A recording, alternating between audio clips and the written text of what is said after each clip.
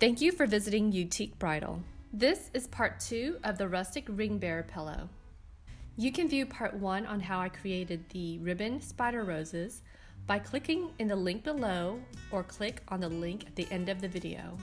Here are the ordinaries you will need in order to complete this project. If you need more time, feel free to press pause and review the list. The first step is to print out the flower pattern in the link below.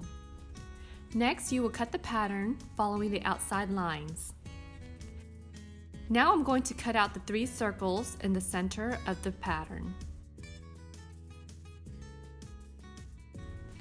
I'm also going to cut the triangle in the very center of the pattern. I like to fold my burlap in half so that I can cut 2 squares at one time. Now pin the pattern onto the burlap and then cut. To mark the fabric, I'm going to use the Mark Begone side of the pen. So I'm going to take the pen and just trace the 3 circles in the center of the pattern. Now for the triangle, I'm not going to trace the pattern, but I'm just going to make a mark on each corner of the triangle. Now for the rest of the pattern, I'm just going to freehand it. I created the dots by imagining a diamond shape. After I completed that, I'm going to cut out the interfacing and then iron it to the back of the fabric. This way it will stabilize the burlap. Since the spider roses are complete from part 1, we are going to start with the stems and leaves. And also you may notice that I'm not working with a transferred pattern. But let's get started. To create the stem, I would pull the needle from the bottom and then stitch about 1/4 of an inch in length, and from underneath I would pull it through about halfway from the stem that I just created and pull it through. So you're going to create a stem stitch about 1/4 of an inch in length, and then from underneath you're going to pull it through that embroidery thread halfway and then create another stem stitch about 1/4 of an inch in length. You are going to repeat this process until you get to the end of the stem.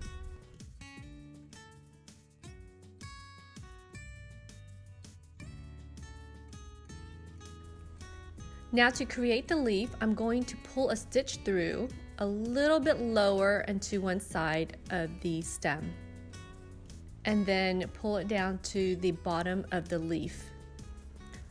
Pull it through on the other side of the leaf a little bit lower, and then pull it through to the bottom of the leaf. Now for the last part of the leaf, I'm going to pull it through a little bit lower on one side and then bring it all the way across and bringing it lower to the other side and creating the stitch. You'll notice that I didn't bring it through to the bottom of the leaf. However, from the bottom of the burlap, I'm going to bring the embroidery thread through the bottom of the leaf and then just wrapping it around that thread and then bringing it in through the bottom of the leaf. Here is a better visual of the process. So pull the needle up through the burlap and then stitching it to the bottom of the leaf. This will create the length of the leaf. Now pull the needle up lower from the one side of the leaf and then stitch it through the bottom of the leaf, and then pull it a little bit lower on the other side of the leaf and then stitch it through the bottom of the leaf. For the last part of the leaf, you're just going to again stitch it a little bit lower, but this time you're going to bring it all the way across and then stitch it a little bit lower and then pull it through from the bottom of the leaf, catching the thread and then pulling it through to the leaf. And this completes your leaf. So repeat this process for all the stems and the leaves around the pillow. Next, we are going to create the French knot roses. These are the little lovely accent roses on the pillow. So what I will do is I will pull the needle up through the burlap. I will straighten out the embroidery thread and then just wrap the needle 3 times. Now I'm just going to stitch it through, not into the same hole that you pulled the embroidery thread through, but right next to it.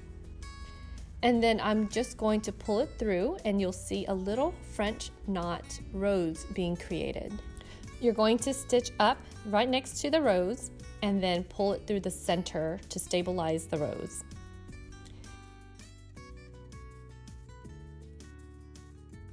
Again, for the next rose, you're just going to pull the thread through and wrap the needle 3 times, and then push the thread through. Bring it back up right next to the rose, and then just push the thread through the center of the rose to secure it. Repeat the process until all your French knot roses are complete. You will repeat this process for the gold roses as well. Now that the small French knot roses are complete, we are going to work on the large roses. It is the exact same process as the small roses, but you will be working with a larger width ribbon. Repeat this process for the other 2 gold roses, and you will be complete with the flower design.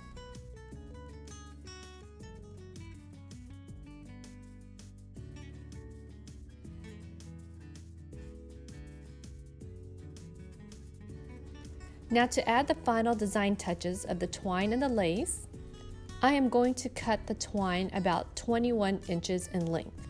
Because the twine keeps curling, I'm going to iron it in order to keep it straight. Now that the twine is straight, I'm going to fold it in half. And then I'm going to center it on the pillow between the gold roses.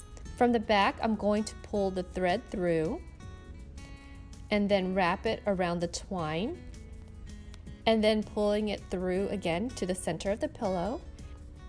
And then on the back, I'm just going to create several knots just to secure the twine. Now I'm going to tie the twine into a little bow. However, I'm just going to temporarily make sure that the end of the bows are shorter than the width of the pillow. And for the lace, I'm just going to lay it over the back of the pillow and then cut it to the same width. Next, you're going to pin the lace onto the burlap on both ends. Now to sew the front and the back of the pillow together, I'm just going to lay the lace side and lay it on top of the flower side. Next, I'm going to pin it all the way around the pillow to make sure they are secured together. And don't forget to leave an opening on one side of the pillow. Here I'm going to make little marks to make sure I don't sew up the opening. And then I'm just going to bring it to the sewing machine and sew it all the way around. After it is sewn together, I'm going to clip all 4 corners of the pillow.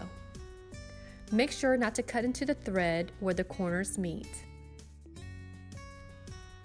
Remove the pins, and then you'll just flip it inside out.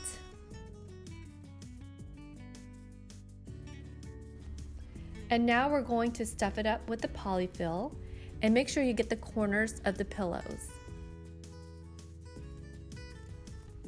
And once the pillow is filled, we're just going to stitch it closed, and you are complete with the pillow. Well, thank you for watching. I hope you got inspired to create something extraordinary out of the ordinary. If you enjoyed this tutorial, please give it a thumbs up so I can create more tutorials in the future. And please don't forget to subscribe.